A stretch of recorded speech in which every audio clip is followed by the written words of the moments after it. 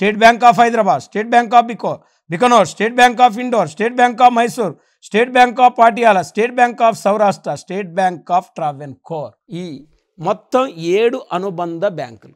ఈ 7 అనుబంధ బ్యాంకులు ఉంటే వాస్తవానికి ఇప్పుడు ఈ 7 అనుబంధ బ్యాంకులు అనేవి మనకు లేవు. ఈ స్టేట్ బ్యాంక్ ఆఫ్ సౌరాష్ట్రను 2008 ఆగస్టు 18వ తారీఖు నాడు ఎస్బీఐలో విలీనం చేశారు. స్టేట్ బ్యాంక్ ఆఫ్ ఇండోర్ను 2010 ఏప్రిల్ 15న ఎస్బీఐలో విలీనం చేశారు.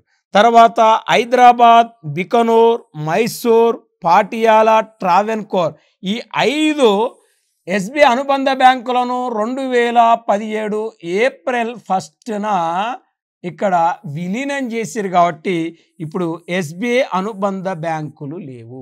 ఎస్బీఐ అనుబంధ బ్యాంకులు లేవు, ఒక్కటే ఉంది ఎస్బీఐ ప్రభుత్వ రంగంలో బ్యాంకు. అంటే ప్రభుత్వ రంగ బ్యాంకు ఎస్బీఐ. భారతదేశంలో అతిపెద్ద ప్రభుత్వ రంగ బ్యాంకు ఎస్బీఐ.